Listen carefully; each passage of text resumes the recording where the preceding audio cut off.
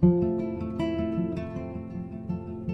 a prequel to Life is Strange, Before the Storm takes us back before the events of Max and her time-bending powers that changed everything. Before the Storm follows Chloe, one of the side characters from that first game, on her journey of self-discovery, blossoming romance, and being an asshole to pretty much everyone. Fuck you.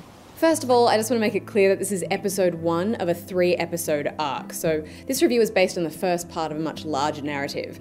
That out of the way, I was really excited to step into the shoes of Chloe, a character we know becomes quite rebellious and somewhat troubled in the future.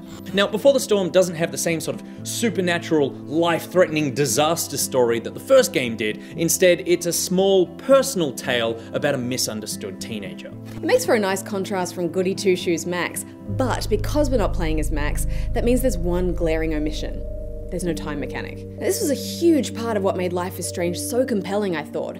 Making choices that had dramatic, life-changing, sometimes fatal consequences, and then going back and trying to change those events. Because it added a great little twist to what would otherwise be a kind of generic walking simulator. Here, that mechanic is gone, and it's replaced instead with backtalk challenges. Here, Chloe's power is her feisty attitude, which sounds a bit lame, and it is. Basically, you try to manipulate situations by arguing well or insulting people effectively.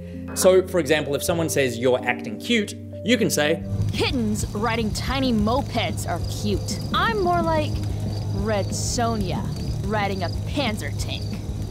And while the idea is nice, in reality this comes off like a sad rap battle between two robots who keep forgetting their lines. Sorry, what has fewer syllables than dumb? I know it sounds like I'm slamming Before the Storm on smaller issues, but storytelling is the only thing it has going for it, and story is all about rhythm. It's got peaks, it's got lulls, dialogue, and its cadence is like a song.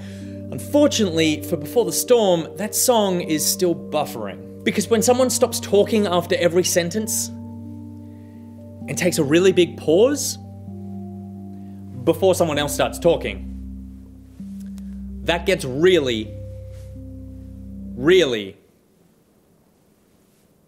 boring.